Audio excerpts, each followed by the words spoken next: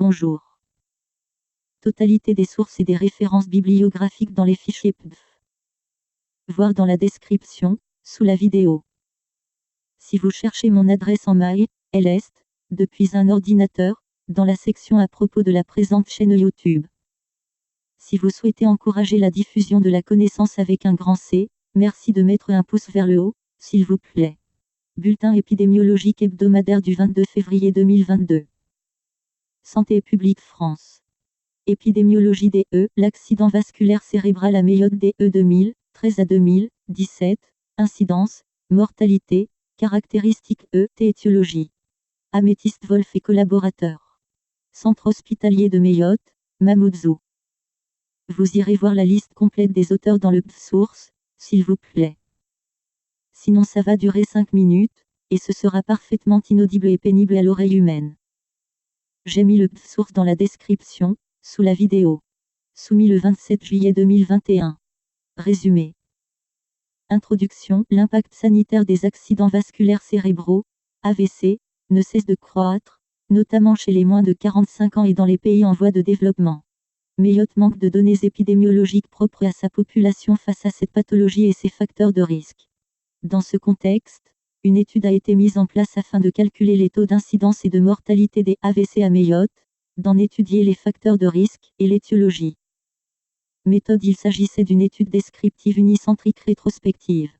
La population concernait les patients admis aux urgences du centre hospitalier de Mayotte pour AVC, sur la période de 2013 à 2017. Résultat. Au total, 553 patients ont été recrutés dont 463 AVC ischémiques. L'incidence standardisée était de 159,9/100 000 habitants. L'incidence standardisée des AVC ischémiques était de 125,9/100 000. La mortalité en phase aiguë était de 20,5/100 000. Les AVC étaient de type ischémique chez 78% des patients, 22% étaient de type hémorragique, dont 13% de nature cardio-embolique, 15% causés par l'athérome des gros vaisseaux, 42% de causes microangiopathiques et 30% de causes indéterminées. L'âge moyen de survenue était de 62 ans chez l'homme et 63 ans chez la femme. La population de moins de 65 ans était représentée à 52%. La prévalence de l'HTA était de 88,5% et seulement 57% des hypertendus étaient traités. Un traitement anti-trait d'union hypertenseur était significativement plus présent lorsque le patient bénéficiait de la sécurité sociale. La prévalence du diabète était de 33% avec une valeur de BA1C moyenne de 9%. Les complications du diabète affectaient significativement plus les patients sans couverture sociale. Le taux de patients en surpoids ou obèses était de 63%. Conclusion. Ces résultats témoignent de la particularité de la population mahoraise qui apparaît plus exposée que les métropolitains aux événements vasculaires cérébraux, et notamment sur les lésions de la microcirculation. Le poids des facteurs de risque, comme l'HTA et le diabète, est indéniable. La similitude de nos résultats avec ceux d'autres départements et régions d'outre-mer nous oriente vers l'hypothèse de l'influence de l'environnement insulaire en lien avec l'évolution des modes de vie. La comparaison avec les études réalisées en Afrique subsaharienne suggère également un rôle du terrain génétique dans la susceptibilité aux facteurs de risque. Introduction. L'accident vasculaire cérébral, AVC, est un problème de santé publique fréquent et grave.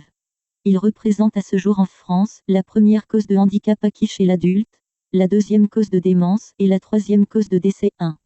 À l'échelle mondiale, c'est la deuxième cause de mortalité derrière les maladies coronariennes. Cette pathologie n'est désormais plus considérée comme une fatalité, mais comme une maladie curable dont le risque de séquelles justifie l'urgence thérapeutique. Pourtant, le poids sanitaire des AVC ne cesse de croître, et de façon inégale. Entre 1970 et 2008, l'incidence de l'AVC a diminué de 42% dans les pays industrialisés. Mais, elle a augmenté de 100% dans les pays en voie de développement durant la même période. À cela s'ajoute une mauvaise connaissance des particularités propres de la pathologie neurovasculaire chez les sujets d'origine noire africaine. Mayotte se rapproche génétiquement, historiquement et culturellement des pays d'Afrique subsaharienne, mais, de par ses subventions de l'État, bénéficie dans la plupart des cas de plus de moyens, financiers et matériels, pour la réalisation d'études scientifiques. Cependant, à notre connaissance, il existe un manque manifeste de données épidémiologiques sur les AVC dans ce département. Or les prises en charge réalisées actuellement sont calquées sur les protocoles métropolitains. La particularité de ce territoire vient également des inégalités d'accès aux soins subies par une grande partie de la population, les familles précaires ou en situation irrégulière ne bénéficiant pas de couverture sociale. Les objectifs de ce travail étaient de calculer l'incidence et la mortalité des AVC à Mayotte, ainsi que de décrire les caractéristiques des patients admis pour AVC. Les facteurs de risque et les étiologies ont également été étudiés. Matériel et méthode. Les données des patients, annexe 1, ont été recueillies rétrospectivement sur les dossiers médicaux informatiques, logiciels, SCAR-mark déposés, relatifs au passage aux urgences du centre hospitalier de Mayotte, CHM. Ce travail s'est appuyé sur la liste des cotations AVC de la classification internationale des maladies, CIM-10 I60 à I64, de 2013 à 2017, fournie par le Programme de médicalisation des systèmes d'information, PMSI. Le Centre d'investigation clinique, CIC, de La Réunion a participé à l'analyse des données. La population d'étude a été définie comme tout adulte ayant été admis aux urgences du CHM pour AVC entre 2013 et 2017. Étaient inclus tous les patients dont le diagnostic évoquait un AVC spontané survenu sur le territoire, ayant fait l'objet d'une prise en charge au CHM, et qui possédaient une preuve radiologique d'un AVC aigu. Les critères d'exclusion étaient les suivants: patients mineurs, AVC survenu hors du territoire, principalement aux Comores, accident ischémique transitoire, événements post-traumatiques, hémorragie méningée, hématome sous-duraux, thrombose veineuse cérébrale, méningiome, communication intraventriculaire sûre. Trisomie 21, absence d'AVC à l'imagerie, contexte de drépanocytose, rhombencéphalite, myélite, hyponatrémie profonde, microangiopathie thrombotique, beriberi, tumeur, métastase, névralgie cervico-brachiale, crise convulsive sur séquelles d'AVC, cause psychiatrique. Seuls les décès survenus lors de la prise en charge initiale, en service d'urgence ou de réanimation, ont été comptabilisés et ont servi au calcul de mortalité. La classification étiologique des AVC a été réalisée selon les critères de TOAST 3. Les taux bruts annuels de patients victimes d'AVC, tout type confondu et type ischémique, ont été calculés, ainsi que les taux spécifiques par sexe et par classe d'âge. Les taux d'incidence et de mortalité ont été standardisés sur l'âge et le sexe de la population française de 2010. Les analyses et comparaisons des facteurs de risque et des étiologies ont été réalisées à l'aide du test du SHI-2 et ont été considérées comme significatives lorsque le seuil de significativité, P, était inférieur à 0,05. Les intervalles de confiance à 95% des valeurs d'intérêt ont été calculés en utilisant la moyenne, l'écart type et la taille de l'échantillon. L'accord du directeur de l'hôpital ainsi que celui du chef de service des urgences a été sollicité. Une charte de confidentialité a été signée avec le CHM. Le recueil des données a été entièrement anonymisé. Résultat. Sur la période d'étude, 805 dossiers ont été recueillis, 210 ont été exclus. Ainsi, 595 AVC ont été inclus dont 463 AVC de type ischémique.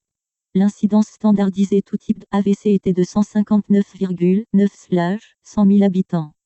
L'incidence standardisée des AVC ischémiques était de 125,9/100 000 habitants.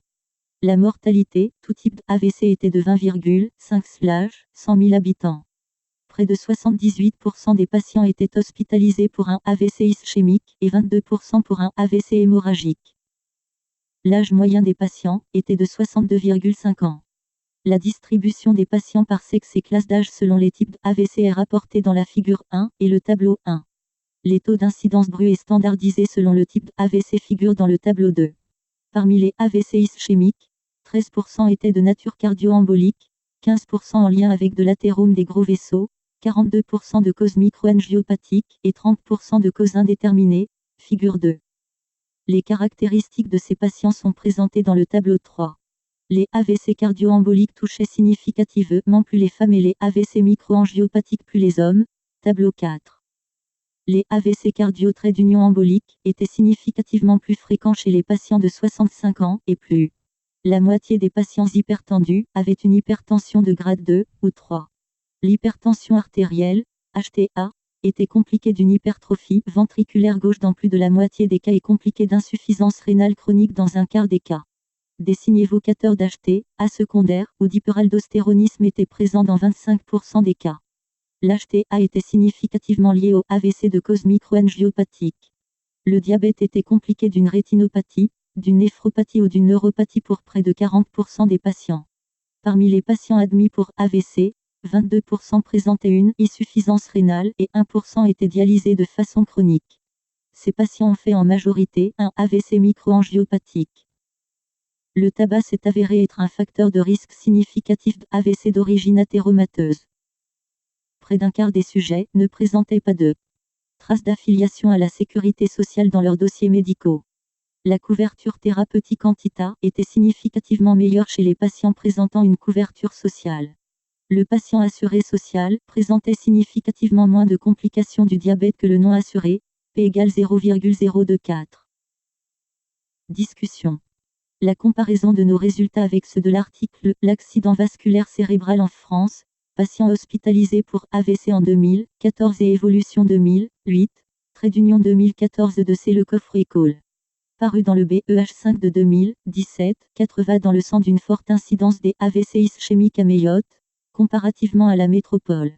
L'étude citée comptabilisait les hémorragies méningées et les expressions cliniques en faveur d'un AVC, sans obligation de preuve radiologique. Cependant, le taux spécifique chez la femme, de 130,8/100 000 habitants, était inférieur au nôtre, 151,1/100 000 habitants. Nous observons également que les AVC surviennent à un âge plus précoce qu'en métropole, 8 ans plus tôt chez l'homme et 14 ans plus tôt chez la femme. La proportion de victimes d'AVC âgées de moins de 65 ans est bien plus importante dans notre étude. En termes d'étiologie, figure 2, c'est le AVC microangiopathique qui est majoritaire avec une proportion de 42% alors qu'elle est de 27% en métropole. Inversement, les causes athéromateuses et cardio-emboliques sont moins prévalentes qu'en métropole où elles sont respectivement de 36% et 24%. L'importance des lésions de la microcirculation est un témoin supplémentaire de la surprévalence de l'hypertension et du diabète à Mayotte. En effet, près de 44% de la population de l'île est hypertendue et 10,5% est diabétique 5, alors que ces taux sont de 30% et 5,3% en métropole. Il existe un manque évident de prise en charge thérapeutique sur l'île. En effet, seulement 57% des patients hypertendus étaient correctement sous traitement au moment de l'AVC, 66% pour le diabète. Il existe également une inégalité selon le statut de couverture sociale, car un sujet avait 4 fois plus de chances d'être traité par antithrombotique en prévention secondaire s'il bénéficiait de la sécurité sociale que s'il n'en était pas pourvu. En outre, nous avons constaté une interdépendance des facteurs de risque. Par exemple, 92% des patients en surpoids étaient également hypertendus.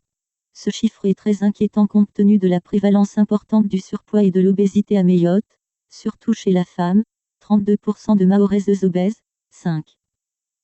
Nous avons comparé nos données à celles d'études d'autres départements et territoires d'outre-mer, Bron, comme en Martinique et en Nouvelle-Calédonie 6,7. Ces populations insulaires en proie à l'occidentalisation rapide du mode de vie témoignent d'une incidence d'AVC proche de la nôtre. Les victimes d'AVC y sont également plus jeunes, mais pas autant qu'à Mayotte. Le profil de ces populations en termes de facteurs de risque s'est montré comparable, bien que la prise en charge de ceux-ci paraît moins bonne à Mayotte que dans ces autres territoires ultramarins. La comparaison de nos résultats à des études réalisées dans des pays d'Afrique subsaharienne 8, trait d'union 10 montre que ces pays sont encore plus touchés que Mayotte. Les populations développent des complications cardiovasculaires et rénales très tôt, du fait de la précocité d'apparition des facteurs de risque, comme l'HTA. Ceci explique donc également que, comme dans notre étude, cette population est sujette à une majorité d'atteintes de la micro-trait d'union circulation cérébrale. La population vivant à Mayotte est difficile à estimer en raison de l'immigration clandestine. Les données démographiques issues des recensements peuvent donc présenter des incertitudes. Notre travail était dépendant de la présence et la qualité du codage fait à l'issue de la prise en charge aux urgences. Les calculs d'incidence et mortalité par sous-groupe, hommes/femmes, moins de 60 ans, plus de 60 ans, ont manqué de puissance par manque d'effectifs. Nous avons souvent été confrontés aux données manquantes, notamment, la taille pour le calcul de l'IMC et certains examens complémentaires, échographiques et biologiques. Ces lacunes diagnostiques sont responsables de 30% d'AVC qui n'ont pas de cause identifiée. Conclusion. Les habitants de Mayotte, différents génétiquement, historiquement et culturellement de la population métropolitaine, montrent des particularités face à l'AVC.